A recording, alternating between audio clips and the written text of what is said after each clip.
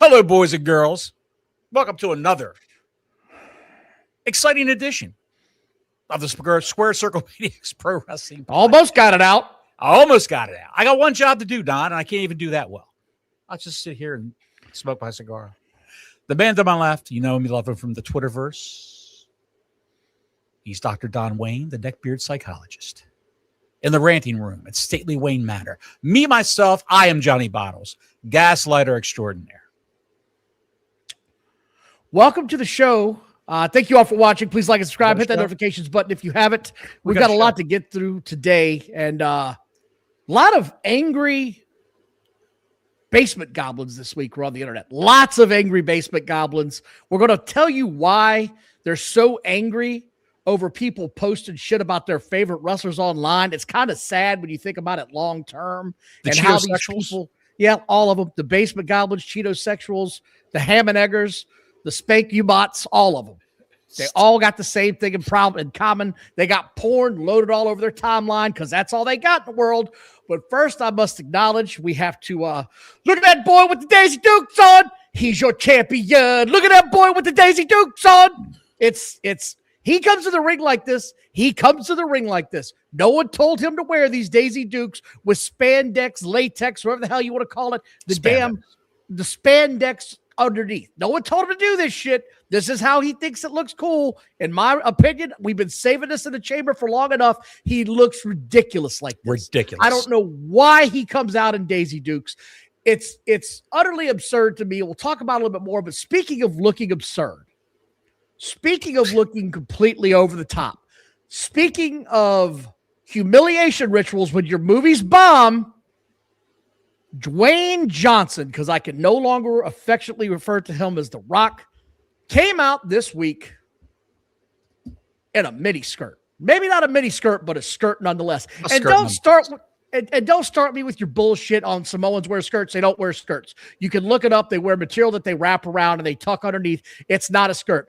This dude had a Tiffany skirt that zipped in the back with pants on underneath and tried to say men wear skirts all the time. Not in my world, they don't, buddy. No. I've never seen it in my world. So whatever you're hanging out with in Hollywood, it's affecting your membrane, buddy. No one wears that shit in public. No one. The next thing you know, the Rock's gonna be walking around with a pacifier or some shit wearing a diaper. That's where we're headed. I think he's completely lost it. I think the fact that those movies, the last few movies he put out were bombs. He's not doing well in Hollywood now. I think that they said, hey, Dwayne, you got taken down a peg, I see. We can put you back up if you got to do this. You got to wear a skirt. What? You got to wear a skirt. They could have went full dress with him, but they probably couldn't find one to fit him. Do you have a picture of it? I could find it. Do you have a picture of The Rock in a dress? Because no, not in a dress and a skirt. It's not in a dress. I'm just saying they could have said you got to wear a full dress. Remember that dress J-Lo wore to the Grammys many, many years ago? That green dress. The one that was barely hanging on? Barely hanging on. You could wear that. That would really F him up. I don't know why they did this. Well, I know why they did this because his movies are bombing, like you said, and he hasn't been able to do anything in a long time. That last piece of shit he made, the fighting guy, that was just horrific. I don't know how to put that otherwise. Smashing Machine. Did you see that? Yes. Did you watch that? I did watch that. How was his acting? Was he good? His acting wasn't terrible, but the whole thing was just he's gassed out of his mind. He was just gassed out of his mind. On roids. Well, The Rock and the character were both gassed on roids. Yeah, just out of their minds, gassed on it. So I don't understand why he chose to go this route. I really like Dwayne as far as his in-ring character, but The Rock in 1998 would have clowned Dwayne Johnson this week, would have clowned the shit out of him, would have mocked everything he did. He was a help me out here. Pretentious asshole showing up like that with a $3 million watch. That's not the guy that fans came to love. I don't know who this guy is anymore, but it looked absolutely ridiculous. Not a good look at all. It's hard to get poontang pie when you're wearing a black skirt. That's what he used to say, right? He talked about the poontang pie and how he loved it. And the Rock strudel. Yeah, I think now he might be looking for strudel. I don't know what the hell's happening. You never know. I just don't know. Could you see the Rock eating a baby? Just out of curiosity. Just pick a baby up out of a leg, just take a bite out of it. No? Denisha's here for $4.99. Thank you, Denisha. Good afternoon. Good evening, wherever you may be. Hey, Don Bottles, have a great show. Yep, I know Don. I know about the Basement Goblins. DM about it. It was crazy. AEW was garbage. We're going to get there very soon, unfortunately. We're going to get there because that show last night was straight up ASS. Straight up ass. I watched all 3 hours of that F-Fest. You're out of your mind. Well, hey. Again, just to close the chapter on Dwayne Johnson, go back to your roots, Hoss. Go back to being the guy that I watched Walking Tall. Loved that movie with you in it. You were F-150 driving, tough pick-em-up truck guy. Go back to that guy. I don't know what's happened to The Rock, but this ain't the way, pal. This ain't the guy that I'm going to pay hard-earned money to watch. I'm just not. It's not good. It's not a good look. Not a good look at all. Don't know what to tell you about that. It's just not a good look. Speaking of things I'm never going to watch, NXT debuted a truck driver-looking lesbian from the 90s that turned out to be a guy. And I put a tweet out about that. I was like, if this is the direction, I said, this is complete shit. NXT is going in the wrong direction. You would have thought I set a baby on fire in the street, the way people react. Oh, they lost their ever-loving minds. You would have thought that you ate a baby instead of The Rock. It was insane. The way they were acting. And if you saw this guy, it's the same bullshit responses. You should go watch his YouTube match. Shut up, nerd. I'm not doing that. There's two things every wrestler's got to have when they show up. They've got to have the look, and they've got to have a voice that sounds manly. This guy sounded like my Aunt Sandra and looked like her too. Like, that's what I saw during this thing. And people went insane. Oh, yeah. Absolutely. Absolutely. It looks like your Aunt Sandra. Block Larry for a 2-spot. It doesn't matter who made my skirt. All right, let's not skirt the issue. It doesn't matter who made my skirt. That's pretty good. Oh, God. But the NXT, if this is the direction NXT is going, is this kind of wrestler, count me out. I'm out of wrestling here in the next 5 years. I'm out. I don't know if I talked about this on the show or not, or just in a phone call with you while we're riding around. The problem with NXT right now is all the guys down there are all generic. They're all cookie cutter guys. They're all the same build, the same height, various skin tones, various nationalities. They all wrestle and move the same way, unfortunately. Not a lot of guys stand out because they're all those NIL, next in line athletes that they hired. And Triple H and Prince Albert, whatever the guy's name is down there, I forgot his name, Shawn Michaels, those guys had a meeting and said, we're going to have to get some actual indie wrestlers in here to NXT, some seasoned guys who can work with the guys that we have. Obafemi's gone. He's up on the main. All the good guys that they had, the men, are all up on the main roster. The females that they have down there, still got a good crop of good female wrestlers, homegrown down there. But the rest of the guys, they need a little work, need a little seasoning. So what do? They bring in 25-year-old Pugsley Adams. I think he's 22. I don't know, though. Whatever. Gotcha. Whatever. If Pugsley Adams was driving the 18-passenger van to pick up all the lesbians and take them to the parade, this is what you've got. This guy. Will Ruse or Cruz or Ruse, whatever. It doesn't matter. He's Mason Rook now. He looks abominable. I'm going to get to it in a minute. No, I have not watched the 2-part Von Erich doc. I'm going to check it out this weekend, Warrior. I heard it was pretty good. Give me some feedback on it, though. Was it worth the watch? Because I'm definitely going to do that. And Herman said NXT is Shiloh Hill Showdown. Mm-hmm. Shiloh is money. You Shiloh mentioned this to me before in passing, so I'm going to have to check this out. They've got something with Shiloh Hill. They just have to cultivate it. He was a LFG guy, and he's got to LFG his ass up to the main roster with a standout performance down in NXT. So, but this guy, Cruz, Ruse, Rook, whatever you look, It's a bad look. When you had fat guys wrestle before, Big Van Vader, King Kong Bundy, Gorilla Tugboat. Monsoon, Tugboat, Typhoon, whatever you want to call them, Earthquake. Those guys were legit fighters. They look like grown men who could kick your ass. And they look like they actually went to the gym.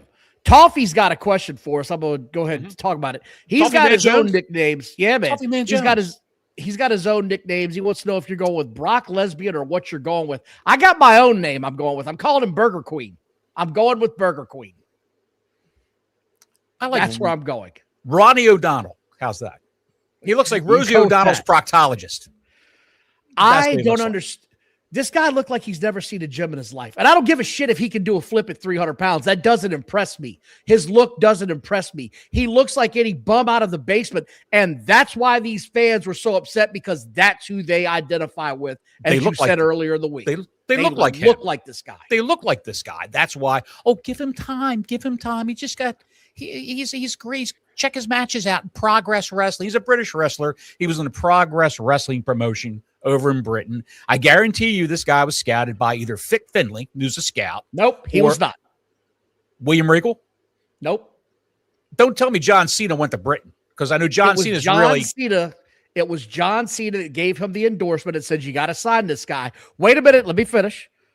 Which all of these basement goblins came after me with that same comment. I'm going to trust John Cena's judgment over yours. He was engaged to Nikki Bella. Shut the fuck up. He doesn't walk on water. He makes bad decisions too.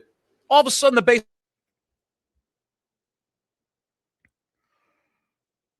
Uh-oh. One of us is frozen. I hope it's not me. You were frozen, pal. Well, sorry. We're back now. Carry on. This is why we're leaving StreamYard, by the way. Fuck you guys. We pay you good money every month, and you can't give us a good server on a week-to-week basis. No. Go to hell. Go to hell with your bullshit. Nothing's changed except what you guys are making us do now. But right. Yeah, there's nothing about this guy. And if he's the future of this, I got no interest in it. I got none. I will stop watching wrestling altogether. Next week's show, we'll have a new server. There'll be a chimpanzee turning a crank, having music come out of the box, things like that. I'll be playing the accordion, and Don will be panhandling for change on the corner. That's how we'll do the show next week. Do it on an iPhone.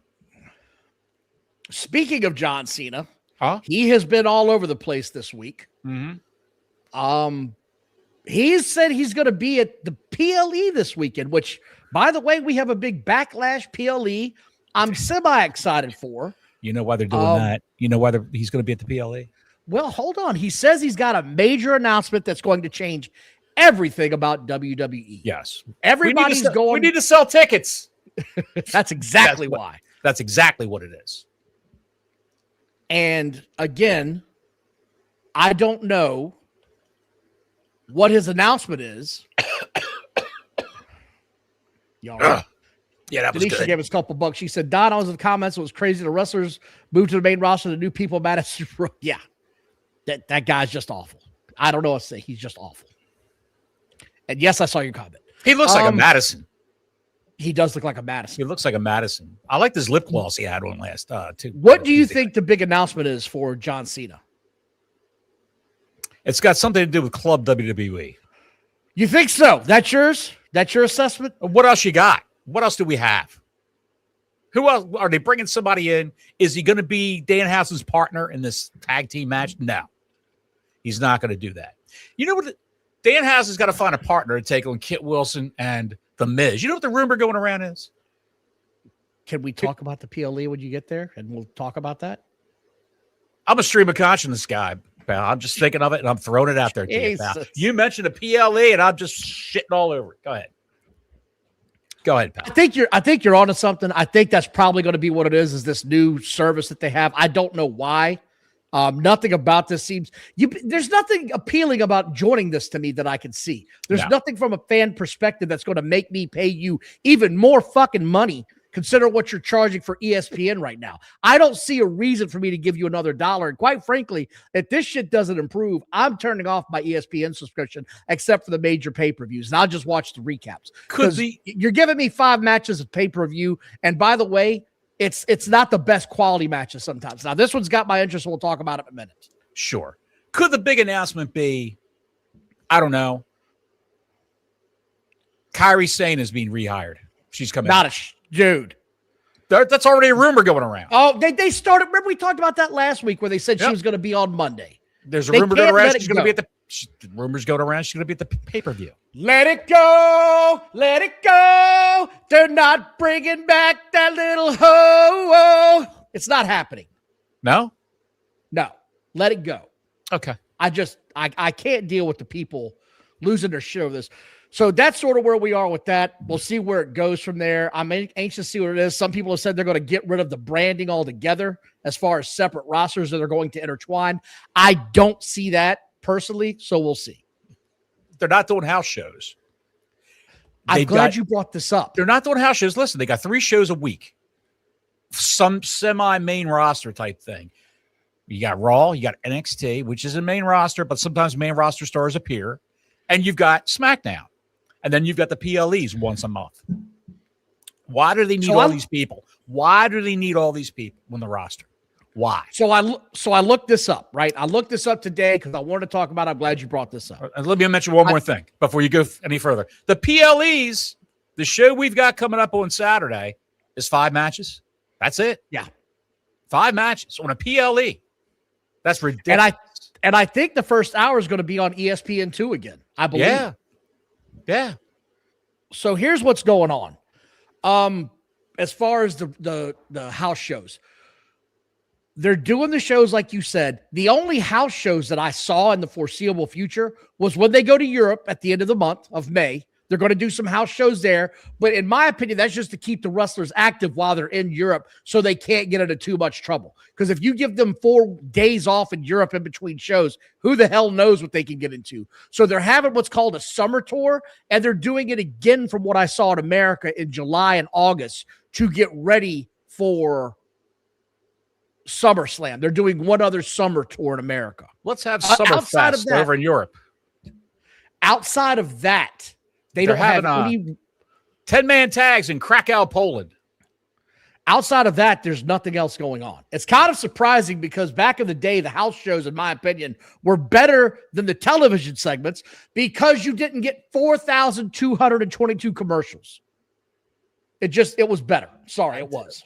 That's why they have 5 matches or 6 matches on PLEs now, because they inundate you with all these commercials. They just shove all this shit down your throat.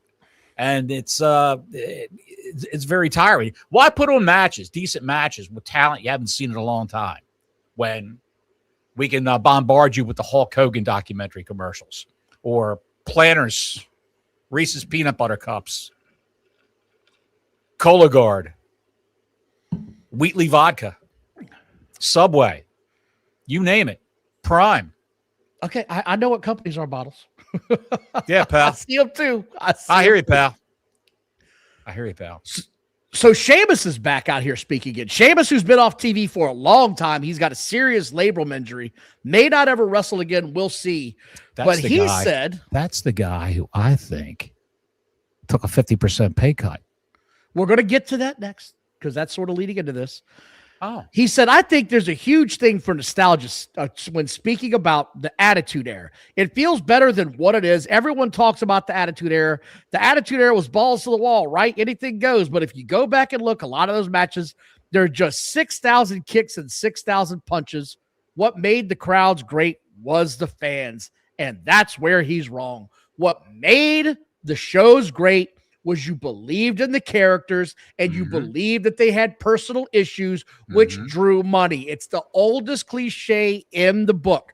Personal issues draw money. You felt like Stone Cold had a personal issue with Vince McMahon or Dwayne Johnson or any other number of people. You could believe that it could go either way. That's why it was special. That's why we remember it so fondly, because it was outrageous segments at time. There were titties and beer and signs galore, and everybody had a great time. Yes. And a lot of those guys were 15-year veterans in other companies around the globe. Foley made all the rounds. He was everywhere. Foley was. He was in every major promotion in the United States you could think of. Mick Foley was there. Same thing with Austin. Stone Cold Steve Austin. Same thing with, Dr. Death Steve Williams is in there. The Undertaker. Kane, all those guys. They had shitty gimmicks when they were coming up. Mean Mark Callis. What about Kane? Dr. Isaac Yankem. He was what was he down in Memphis? Unabomb. He was the Unabomb. Unabomb. Yeah. Which was a great gimmick actually down in Tennessee. What? That was a great gimmick. Yeah. Really? I got to check out Yes, Unabomb matches. Let's see. Mason Rook matches and Unabomb. Nope. See, so I'm making now a you're list. getting weird. I'm making a laundry list. Don't be that guy. Making a watch list on. So, I like Sheamus, but some of these takes he has, man, are just out of control. But you mentioned the pay cuts going on in WWE from pillar to post. Mm-hmm. And it's happening, and people are actively talking about it. And Dave Meltzer stuck his foot in his mouth again today, where he said, WWE releases are finished, provides details on talent pay cuts, and then says, well, every name has been told if they're going to take a pay cut. If someone was told and they did not go on social media, they would not remove the name from the website, as possibly one or two cuts could still come. Mm-hmm. Come on, dude. Make up your mind. Either they're done or they're not, but don't sit on the fence post. Like, this is what he does. Mm-hmm. He sits on the fence post and tries to ride both sides. It's not going to work that way. I don't understand. They say they're done. I don't understand how he could get his foot in his mouth when it's already full with Tony Khan's yam bag. How's that possible? I have no idea. The other thing that's going on is all these pay cuts you're talking about. And you mentioned him, Sheamus. And there's a story out there that's got no source. It doesn't name the wrestler, but it says, and this is why the dirt sheets always crack me up, ladies and gentlemen. Mm-hmm. Top WWE talent said to agree to 50% pay reduction before New Day exit. You think it's Sheamus? Top. Yeah. The guys are on TV regularly, or are getting pushes on TV regularly, getting good crowd reactions. They're top stars. You're not going to go ahead and cut the pay of those guys. You look at these companies, look at something, and TKO is a company that's trying to make money. Return on investment, ROI. Yes. We're paying this guy. Here's Braun Strowman. Case in point. They were paying Braun Strowman $3 million a year. Creative didn't know what to do with them outside of running around the ring to the choo-choo sound and barreling guys over and crashing through the barricades. No meaningful push, no meaningful feuds, none of that. They were paying him $3 million a year. Plus the fact he was always hurt. He was shot from the waist down. The legs were bad. The groin he tore, I don't know how many times, much like Don's tearing his groin right now. And the whole thing with Strowman was, why are we doing this with this guy, paying him all this money when he's never healthy? We don't have anything for him in creative that's meaningful. He's not getting a big push. Why don't we ask him to take a pay cut? Well, he was one of the guys who said, I'll pass. I'll leave. I'm going to go do something else. I'm going to go cook on USA. And by the way, I got my contract extended. So good for him. It worked out for him. He found another way to be entertaining. You know who didn't? Was the New Day. They didn't find a way to stay relevant, even after they gave them their third shot at being relevant again. It got over 4 minutes, and then it just didn't. Creative failed them, Don. Creative failed. WWE bad. Vince McMahon would never do that. He would never try to cut somebody's check, cut somebody's pay in half. He would never do that. Let's look at this from an honest perspective, right? The house shows are gone. The house shows are essentially gone. Done. You don't need all those people. The contract you had was with house shows involved. Yes. If that's gone and you're working a third of the dates, because that's what you're working now. If you're on Raw, you're on Raw. If you're on SmackDown, you're on SmackDown. Right. You work 5 or 6 days a month now. Your contract has got to show those 5 or 6 days, not the 18 you were working. Those days are over, man. It's time to move on from that shit, and contracts got to get reworked. You know who I haven't heard about having to rework their deal? Cody Rhodes, Roman Reigns, Rhea Ripley. All of those people I haven't heard about. Yeah.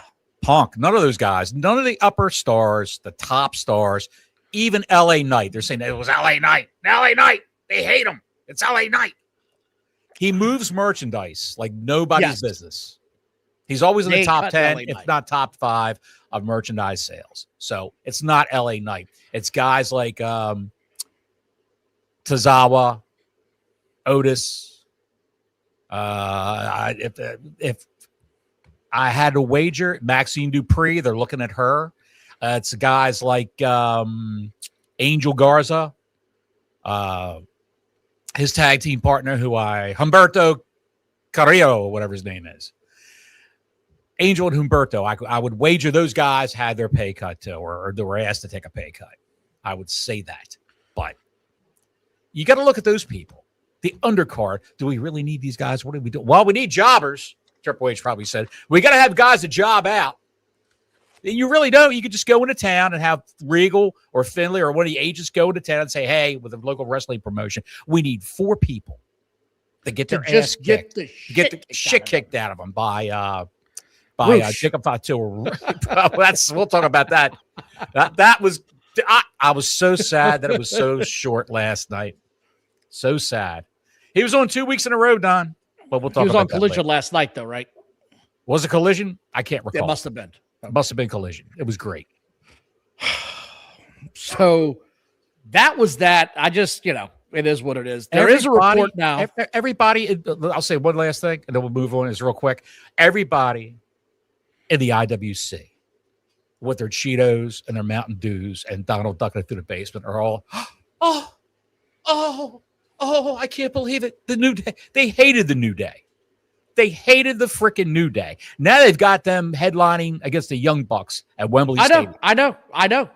It's laughable, man. It's laughable. It's just a joke. Speaking of released WWE stars, there have been conflicting reports about Aleister Black. Is he or won't he go back to AEW?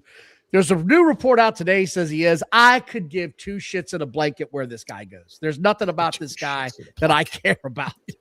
I just don't give a fuck. I'm sleeping on the right side tonight. I just don't care. Christ. 2 shits I just on a blanket. don't care. He can't negotiate. He's on a 90-day non-compete. He can't negotiate. Wink, wink with AEW. But Tony took back Andrade, and Andrade can't speak. So at least Aleister Black is a good hand in the ring. He can cut a promo, but that's about it. I guess the wife will come too as a package. I guess. Will Ospreay talked about his neck surgery, said it's his first whatever, yada, yada, yada. I'm not getting into all that. I'm not. Sorry, deal with it. I do want to talk about the Backlash card. A couple of these matches I'm really excited about. A couple of them I really don't know or care about. The one that's really got my attention is obviously the main event. I want to take these one at a time, though. What do you think of Seth Rollins versus Braun Breaker? That one I want to watch. That's going to be good. It's going to be a lot of shenanigans, a lot of gaga, as some people say in the business. I say Braun Breaker. I think Braun's got to win. Seth is one of those guys. He's getting older. It's time to start pushing younger talent. This is the younger talent that you have. Sure. This is one of the future stars of WWE. I had somebody on Twitter this week, try to put over Burger Queen and tell me Burger Queen was going to be a bigger draw when it was all said and done than Braun Breaker. They said this in a tweet. Braun Breaker will not be the draw that the Burger Queen will be in 2 years. These are unserious people. What? Can't make this shit up. The first thing I would do with Burger Queen is make him grow a beard or a goatee. That's what I don't think he can. I don't think he can. He might not be able to. But you have to have Breaker win through nefarious means if you're going to go that way. Would you have him win clean in the ring? Or is that coming later down the road? No, you got to do that later. I think there's got to be a fuck finish here. Do something to where he wins and Seth has a reason to bitch. I like the way you think. Go ahead. United States champ Trick Williams versus Sami Zayn. Can we be done with the out-of-shape Paul Bunyan? Can we be done with this? Can we move up past this already? Have him go full-blown heel and bust Trick Williams. Yes. Anything. That's what you need to do. Anything. Change this guy. The shit that they're doing on this show, I just don't understand. SmackDown. There's a funeral for the gingerbread man tomorrow. Just the gingerbread man. This is not the show that I used to love. Anyway, I think Trick Williams wins. I would have to say so, yeah. What happened to the game you loved? What happened to the game you loved, Don? What happened? Io Sky versus Asuka. This feels like a blow-off to me. I think Asuka wins. I'm going Asuka. I think you're right. I don't think it's over, but I think you're right. Danhausen and his tag team partner to be announced versus The Miz and Kit Wilson. Yes. This would be a great spot. That's the correct. Who do you got? I think I got an idea. Go ahead. You first. Bring out Obafemi for this match. Add something to this that will make the crowd go, oh, shit, and just have him kick the hell out of both these guys, and they win, and Danhausen gets to do some funny shit. End of story. Well, Michael Cole sort of dropped a clue on Monday night, just an offhanded clue. He was standing up talking on a microphone. He said he thinks Danhausen's partner will be someone who likes money. Here comes the money. Shane McMahon, you think? Does it have to be a wrestling savant? Oh, God. Does it have to be a wrestling savant to jump into this match? No. I don't want to see 50-year-old Shane McMahon wrestling either. I don't want to see that. But if you're going to pick a spot for him to come back and just a one-off, this would be a great spot for him. He won't break a sweat. He's liable to tear a quad, but he won't break a sweat. Last time he was in the ring, he tore his quad. Here comes Hell the money. no. To the no, no, no. Hail to the no. Hail to the no. No. It's not. I want no part of this. Who do you really think it could be? I think it's Oba. I don't know if they would put him in a jokey type match right off the bat like this. Maybe not, but I'd like to see him squash this and end it early so we can get to the main event, which is World Heavyweight Champion Roman Reigns versus Jacob Fatu. I believe this is going to be hard hitting. I believe this is going to be fun to watch. And I think we're going to get a hell of a match out of this. And I do think Roman Reigns walks out victorious. Yes, a lot of people think it's Punk. I think it's going to be Punk, CM Punk. Yeah, they think it's Punk. And it could be because he has talked about, I'm here to make money. So it could be. Ooh. That would make way more sense than Shane McMahon to me. Him and Danhausen are best friends. So, yeah. You're my best friend. Now we're getting some Tony Khan type shit going on here. Yeah. You're my best friend. You're my best friend. They're going to pull up in a van together. They're going to pull up a van together. I will turn this shit off immediately. Danhausen's mom will be driving the van. I will break shit in my home. How do you think, will it be a fuck finish with Roman Reigns and Fatu? Nope, I think it's clean. Clean, Roman wins. You don't think the Usos will be involved? I think they'll be involved. I think so. Solo will be involved. I think the Usos will be involved. I even think you can't have too many fuck finishes here, pal. You got to have one. If you put on two, then you're going to get called Dusty Rhodes. Tala Tonga will even be involved in this, I think. I don't think so. Let's see. I don't see it. So I'm going to watch that on Saturday. We'll see where that goes. But last night, I watched the AEW Daisy Duke champion once again have a main event match.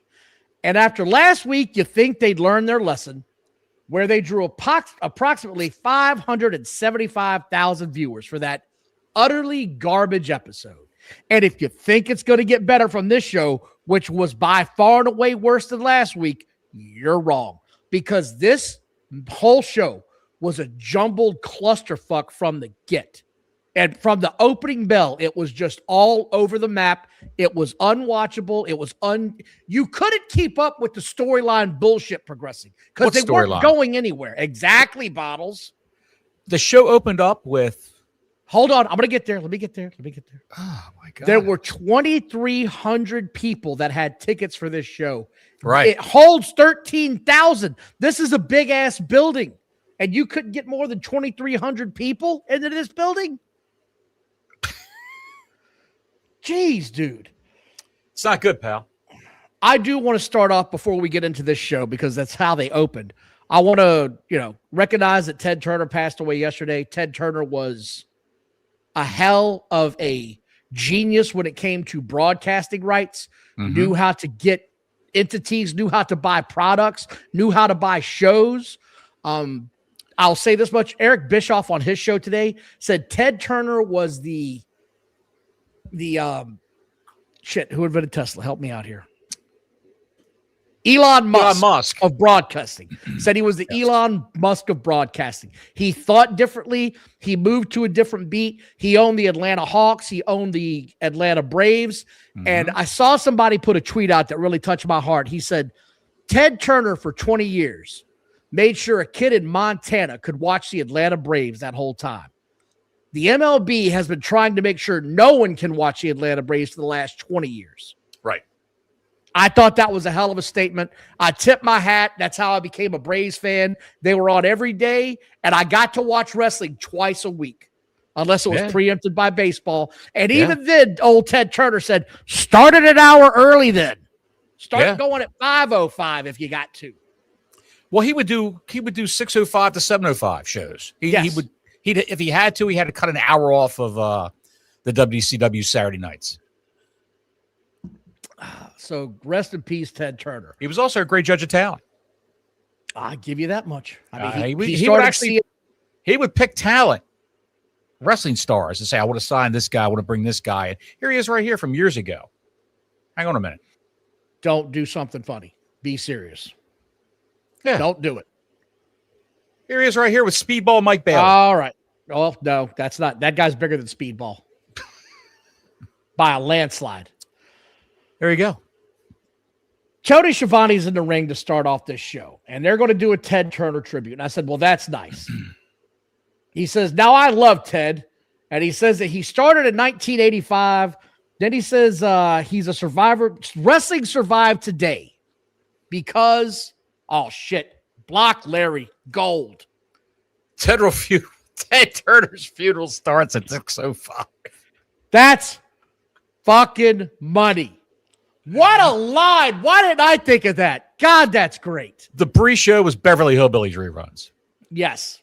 While they're filing in. Mysterious Black, how you doing tonight, brother? Salute, fellas. I'm also a Braves fan. Rest in peace to Ted Turner. Rest in peace to Ted Turner.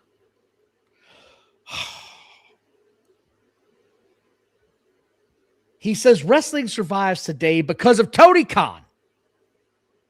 Right. I want to make sure we make this very clear. What started out as an homage to Ted Turner quickly became a blow Tony moment in the middle of the ring in front of everybody. And there's no way around this because then Sting comes down to no music.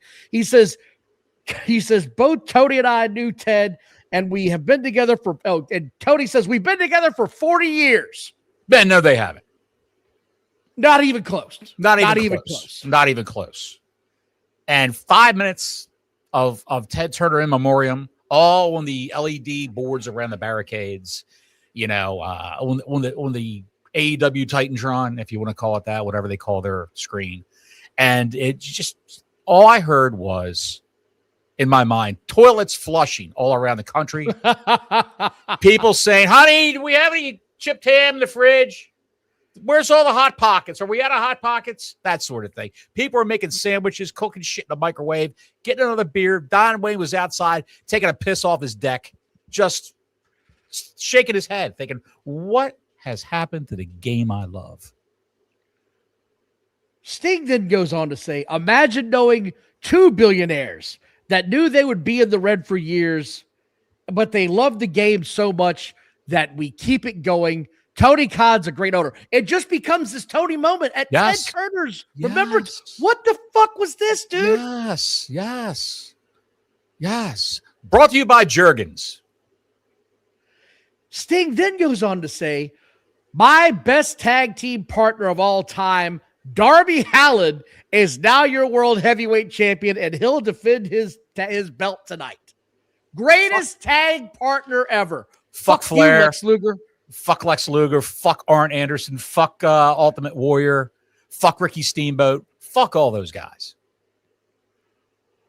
Ridiculous. He's best tag team partner of all time. I'm on a Legends contract. They're still paying me, thank God, because I'm 66 years old. He's the greatest tag partner I've ever had. Eat shit, Lex Luger. I'm still getting paid. And I just want to say that thank you so much, Tony Khan, for wearing those Daisy Dukes. I'd love you for that, pal. Lex Luger fell out of his fucking wheelchair, threw his Bible across the room, pissed off. He had a dog there. He punched the dog in the face. I just can't believe he said that out loud. So I'm over this. I'm going to move on because there's more. Oh. Jon Moxley comes out, gets slapped by fucking Footloose, gets his title from the belt bitch, and comes out to face Juice Robinson. And Renee Baguette is once again on the sideline trying to do her sideline reporting, adding nothing to the show. It's ridiculous. Nothing. It's ridiculous. I don't know what they hope to get from this. Mark K7731 for the 5 spot. Thank you, Mark. Ted Turner to Bill Shaw. Bill, give Bischoff 2 hours of live TV every Monday night. That changed everything. Rest in peace, Ted Turner. He's right. You're right. He's right. He is absolutely right. Ted Turner had a FU attitude to all his competition. He really did. Yes, he did. And if you look at it nowadays, like you said earlier, this guy was responsible for a lot of the way broadcast rights are handled, the way cable TV was structured back then. He was a superstation. He was one of the first. Okay, we don't need original content. We got enough reruns in the tank. We're going to run all this shit. Andy Griffin show. I got all this shit. Dude, it was always Green Acres, Andy Griffin, Beverly Hillbillies, all on a block. Everything he liked. All the shows that he liked, he put in a block. And it killed. And it killed. Ratings were out the ass back then. Of course, cable only had what, Don? 40 channels? 30 channels like back 38, then? 38 at most. And that's if you paid for the HBOs and shit. You remember the superstation from Chicago, whatever it was? I forgot what it was called. WGN, Channel 19. WGN? Yeah, and the one from New York. I never got that one down here. Yeah, it was one from New York we always got. Yeah, where I used to see, what was the guy's name? There was a sports reporter up there that was just off the charts. Well, now you can subscribe to the Madison Square Garden Network, which is crazy as shit. You get to see everything going on in the Madison Square Garden that day because they always have something going on in that stadium. Every night they got something going on. I guess so, and you've got 10 million people living in the area. Yeah. So anyway, back to this bullshit. Like I said, Renee Baguette does nothing. The Kentucky Derby runner-up is calling this match, so I said, here we go. Let's get ready. She was just looking around to see where the camera was. You could see her. She was like facing this way. Her eyes were darting all around to see where the cameraman was. It gets so much worse later on with her, though, not in this match. Thank you again so much, Mark. They start exchanging elbows. Of course they do. They go back into shoulder block exchanges. We get elbow exchanges again. And then we get outside the ring inside of 2 minutes because of course we do. Of course we do. We can't not have that. Moxley starts bleeding under his right eye.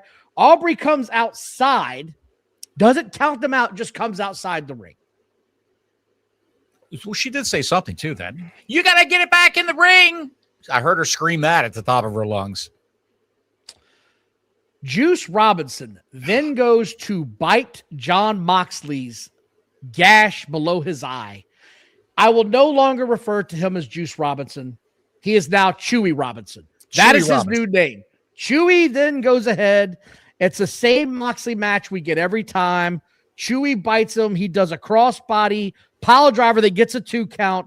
We get a bulldog choke out from Moxley, and that's the end. You notice he's doing all of his choke out wins now. That dude that kicked his ass from the Chili's restaurant is living rent-free in his head. He took that guy's move. He took that guy's move and ran with it for life. It really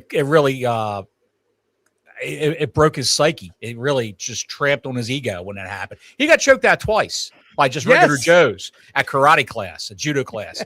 It was just, you know what? If he worked for Bill Watts, what would have happened to him if he worked for Bill Watts? You went to a what? You were in a karate class. You took a judo class and you got beat twice. Pack your shit. How did you lose? How'd you lose?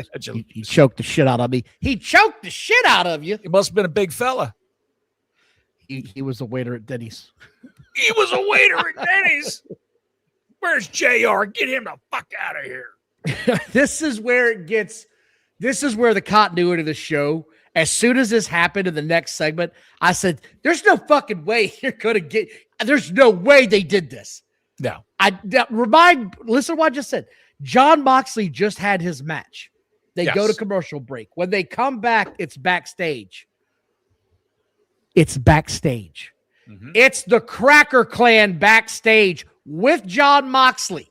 They didn't space this out. They didn't put the right one before the other. They got him backstage where fucking Footloose is kicking Moxley in the gut. Lice Boy's doing sit-ups on the top off of Ocean Spray. Off his Daniel Garcia is saying a bunch of words about nothing. This thing went sideways so fast. Out the gate. You're not getting, it's like a deaf Jack Russell. You're not getting that back. You're not getting that back. I took that from Theo Von. It's one of the best lines ever. Thank you, Theo Von, for that line. Like a deaf Jack Russell. I keep calling him, but it's not coming. He's in the highway now. Daniel Garcia calls time, and Moxley says, we have to get your neck right, or you're a poser. How much of Daniel Garcia's speech did you understand? That's what I'm saying. He said words. He spoke English. I don't know where the fuck he was going. He's the poster boy for fetal alcohol syndrome. I wrote down, why the hell did we get this after the Moxley match? This should have gone on before the Moxley match. He should have been showed walking into the building after they called time. Into the match. Nope. We're doing this all ass backwards. Well, it was obviously a pre-tape, and they just wedged it in there without even thinking. Just, goodness gracious, dude. Bald FTR comes out to face Orange Juice, and I said, oh, shit, I don't want to see this.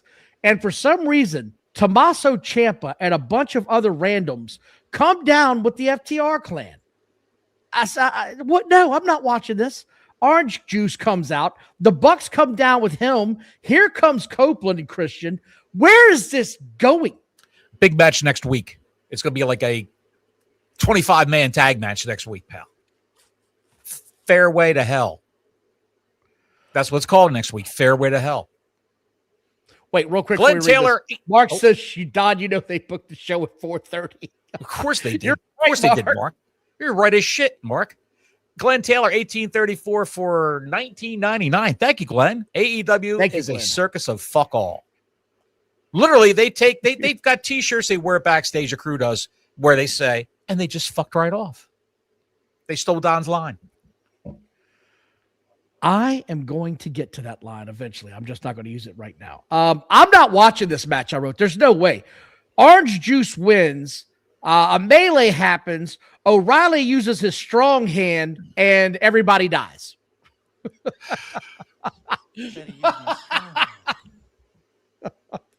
Why you gotta make fun of that man? Why you gotta make fun of that man's strong hand? Did you see the recap of him on Collision on Saturday night with that bullshit with Orange Cassidy in the ring? Oh, dude, it's horrible. I saw Eminem. The two guys got washed out. The models, the Maximum Male models, they got washed out from WWE like 3 years ago. They are Cassidy's on Roderick Strong's shoulders, and he's dodging clotheslines. And the one guy the other guy with you got to paint the picture. You got to paint the picture. Yes. Orange Cassidy's on the guy's shoulders. The wrestler comes off the ropes to give a clothesline, not to the guy in the middle. He half-ass jumps at Orange Cassidy, hits the ropes on the other side, throws himself out. And again, O'Reilly uses his strong hand, and the rope moved half an inch. He had to chuck himself over the top rope. This is just a reason why all those people, minus Orange Cassidy, of course, who was never in WWE, are not in WWE anymore. Because it's just a shit show. It's a shit show. Speaking of never being in the WWE again, we get a Jericho ping pong recap because that's what I needed in my life. Needed to see that. He's just Jericho now. He's just Jericho. We're just Jericho here. Renee is with Chris Jericho in the ring. Chris takes the mic in the ring. They chant fuck Ricochet for 10 seconds. says he's done with the bullshit, demands to see ping pong. All three of his people come out. The Damned come out with him. Jericho tries to say the crowd is too loud to hear ping pong. You could hear a pin drop in that building. When Jericho came out, you could have heard a pin drop. He threw his hands in the air to try to get the crowd going. Yeah. Yes. Like he did when he debuted. Re-debuted. That's the ultimate sign of, oh shit, nobody cares. Come on, let me hear you. Nobody cares about any of this.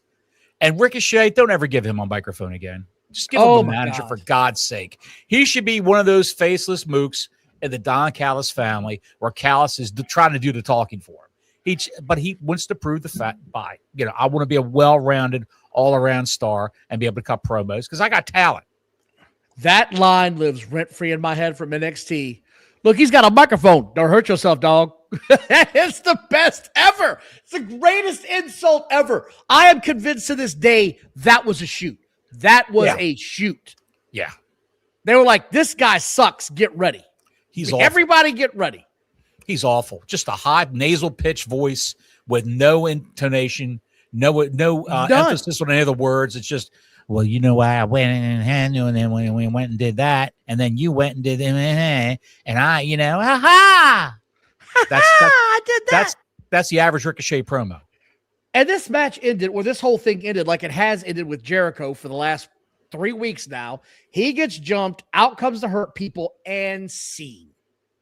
That's it. And now they've got to pick. The Demand's got to find 2 partners, and the Hurt People have to find another partner, I would assume, if MVP's not wrestling. I think MVP's wrestling. I think MVP's wrestling. Anarchy in the Arena at the pay-per-view. We're going back to that again. Oh, my God. We're trying to hide Jericho's shortcomings, Don. Man. I gotta give Jim Cornette credit where it's due. He coined this term football fuckery, and I love it. It's the best term ever. He coined it that years ago when I used to listen to him. They're trying to hide Jericho's limitations. He's a 55-year-old man. Yeah. It's over. Hide him. If you didn't know it was over when he got the mic from Renee backstage and walked out through the curtain, and everybody's going, oh, there's Jericho. That was it. No Judas, no song. He just strolled to the ring. Couldn't get anybody excited about the prospect of this. I don't know whether they knew because Ricochet was coming out, or you got 2 guys that people hate involved in a feud right now. They get zero reaction. None. Yeah. Nobody gives a shit about your match anymore. Go away and retire. And it's gone. It's gone. It's over. I stand by my statement. He will never wrestle another meaningful match in the WWE for the rest of his career. I stand by it. Hey, Don, go fuck your ass. Yeah. That's what he said. What a guy. This is when the show, I could hear the next segment of this show. Ladies and gentlemen, thank you for watching. Please like and subscribe. If you did not know it was going to happen, this next segment, you could hear the tarps rolling out of the basements across the land. The Donald Duckers were going to town because Renee Baguette is with Tits McGee and Harley Cameron. Oh, yes. And Tits McGee tried to fire up Harley Cameron and ripped her shirt off to reveal nothing but her bra. A real bra, not a sports bra. Yes. Oh, you're not dressed in your gear. She said, you don't have your gear on underneath. No, I don't. Dog. Oh. Me love you long time. Me so horny. Dog. Me love you long. That's enough. Don't ever come at me with the bullshit from the 90s again when you're getting shit like this in the 2026. This was just as crazy. And I don't have a problem with it. Don't get me wrong. But it was like, what the hell was that? Right. We just ripped her tits out. Okay. Right. Why is she with Mina Shirakawa now? What happened to her and the other girl? I don't know. Willow Nightingale. I put this in my notes for later because it was really weird. It was weird how this all happened. And then I'm going to tell you guys and gals something. My night was made on this next segment. I told Johnny not to ruin this. I didn't know anything about the rest of the show. I stopped watching at the hour mark last night, went to bed, and came back out this morning or this afternoon to watch this. And Okada comes out, and I was like, okay, here comes Okada.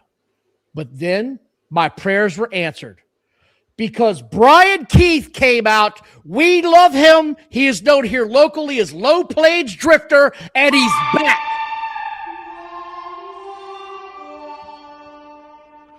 There he is. Low Plains Drifter is back. I was so excited. I couldn't wait to see how he looked. And then I got to see the look once he took the hat off. Bottles. Ladies and gentlemen, I need you to pay attention to this because I'm not exaggerating. I'm not lying. This is his look last night. Yeah. He had a little spot on his head of hair, no bigger than a saucer, like you would put a teacup on. This little patch of hair right here, shaved everywhere else, except the middle of the back at the bottom of his hair, where he had a rat tail that was braided. Yes. He converted to Hare Krishna. Don't know what he and all the time doing. off from TV, he converted to Hare Krishna. Krishna is the way. I cannot tell you how excited I was to see him in this match because the pants weren't up to his tits anymore, I'm sad to say. But they must have been expecting a flood in that area because his fucking pants had this much room between the boots and the bottom of his pants. My man was wearing high waters. Can you imagine if he pulled his pants up to his nipples? We were wearing those pants. He would look like he was in capri pants. What can you say about this? It's unbelievable, man. And it was a competitive match. He gave Okada trouble. Or are you kidding me? That guy is your whatever champion. Yes. Pick a belt, any belt. He's one of those champions. And it was just thanks again, Glenn. Awful. It was awful. Thank you, Glenn. I'm thinking, why are they? What Shivani's talking about? He's wrestling High Plains Drifter or Low Plains Drifter, and Shivani's acting like this is a pay-per-view. Shivani's acting like this is Roadrunner, like it's a pay-per-view. That's an inside joke between me and Doug. I was so excited about this whole thing. Just the way he looked was so utterly insane. I said, I'll give the man credit. He's got a fucking gimmick. He's all in on this gimmick. Yes. And I applaud him for that. I am a fan of this guy. You and Roosh, me and Low Plains Drifter, we're like this, son. You understand? We're like this. I can only imagine Ultimate Nirvana if one night on Collision, Roosh wrestles Low Plains Drifter. I wouldn't know what to do with myself. I'd be screaming to the neighbors, put your TVs on, TNT. You heard me? Hey, Billy Ray Taylor, Tucker Thomas, put your TV on, TNT. I would call you immediately, and we'd go live to do a live play-by-play without the commentary. If you want us to ever do a live play-by-play on this show, that's going to have to be the match we got to have. Because I would be ecstatic to see that clusterfuck. Roosh ain't selling, and Low Plains Drifter ain't dodging. Here we go. Anyway, Okada wins. And then the weirdness continues. The weirdness continues, Bottles. Don Callis gets in the ring, takes the microphone. This is exactly what he says. Okada has something to say. It just gives him the fucking microphone. That was his entire spiel. A man who could barely talk. They handed him the microphone. That was his entire speech. Okada's got something he wants to say. Here, Okada says he's coming for the world title, bitch, and scene. Neckbeard cinema. Neckbeard cinema. Then we get an Andrade package, so I guess we're going to keep trying to push this guy for some strange reason. I don't know why, and I can't explain it. How you know? What do you mean, how do I know? How do you know? Don, how do you know? How do you know? Because they gave me the package. Don, how do you know? You're doing that. He kept saying it to Don Callis. Yes. You said it to Don Callis last night. Don, how you know? That's his new phrase now. I guess so.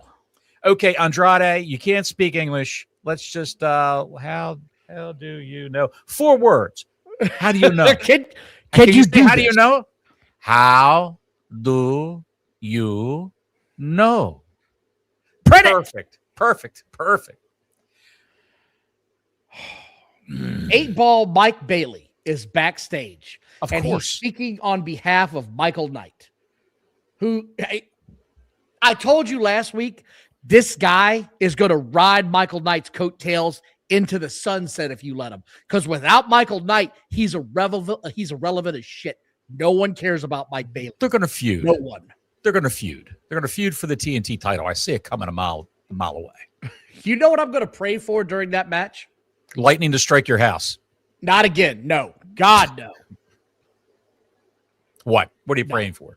I'm going to pray that they lose power in that building. That's what I'm going to pray for. Don't broadcast this to the world. There will be no coming back. The ghost of Ted Turner's pulling the plug. God damn it. What happened to the game I love? This right could out be of the the wall. cataclysm that brings on the end of the world to get that on primetime television. It's unbelievable. I will find a Golden Girls rerun before I watch that shit. Thank you for being a friend. That's what we'll be singing. That'll be the new theme song for Speedball Mike Bailey. Travel down the road and back again. Know any more lyrics to that song? No. Your part is true. You're a pal and a companion. Come on, pal. Anyway,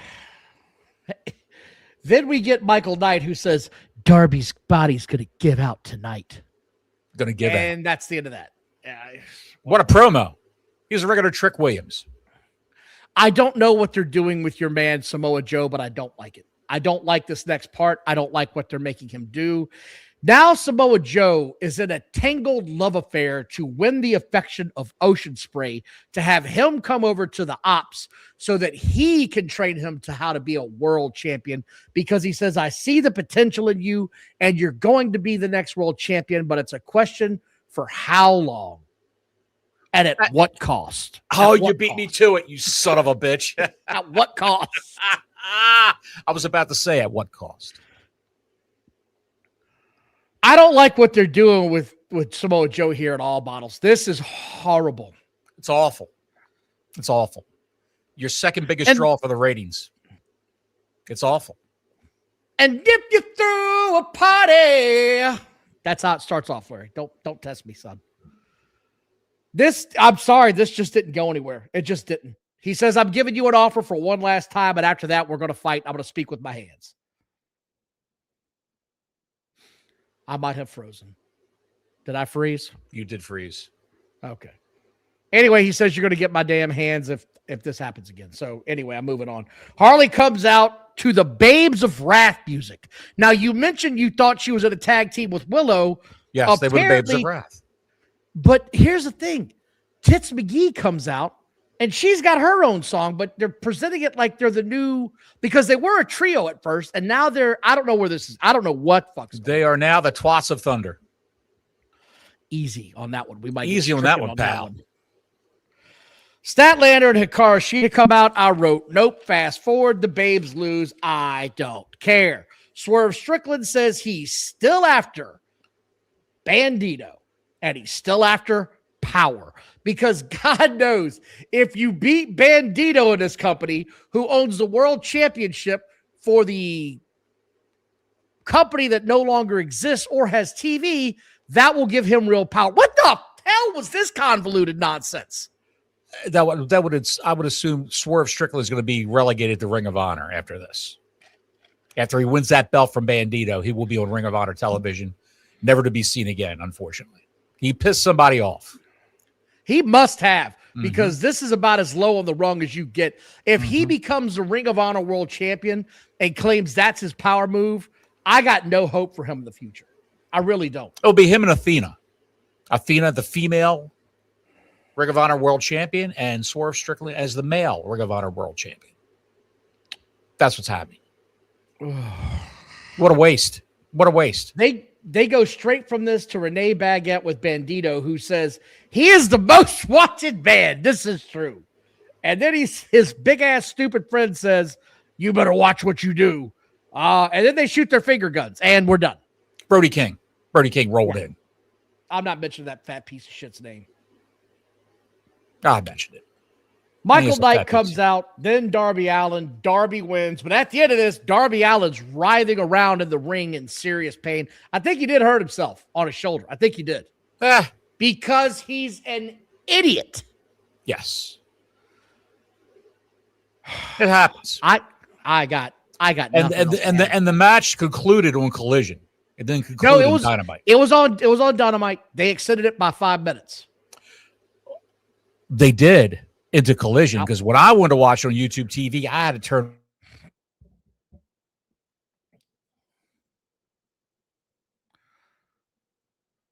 Think I froze again. On.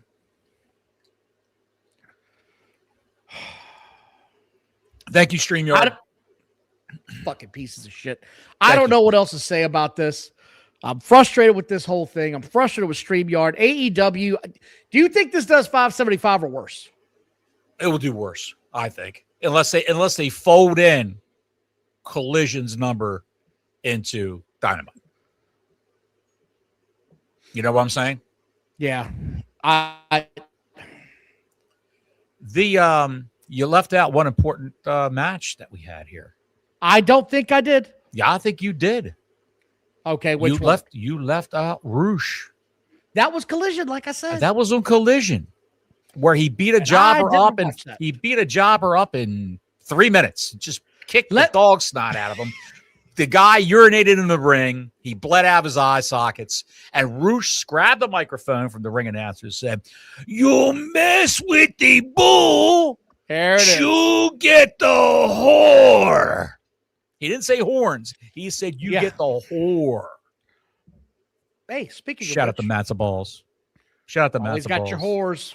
Yes, you got your whore. You always got your whores. He said, "You get the whore." The announcers laughed. They chuckled. Taz picked right up on it and started laughing his ass off.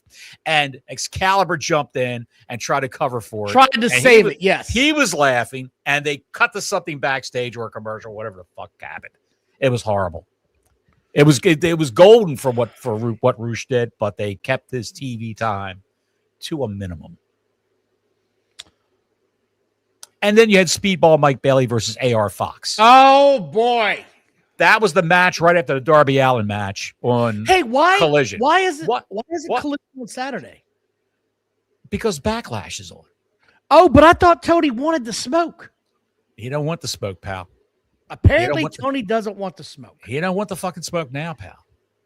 By the way, all you basement goblins, don't think I'm afraid of you. Don't think I'm afraid of your smoke. You don't scare me. You're not a real person. I'm in the real world, in a real house. You're not in the basement. I'm not in a basement. I'm in a real We world. would be remiss if we didn't bring up Nick Lopiccolo, however you pronounce it. Oh, yeah. He was on a show this week. If you don't know Nick Lopiccolo, he insider in wrestling, knows a lot of people. He's an big agent for wrestlers, knows a lot of it.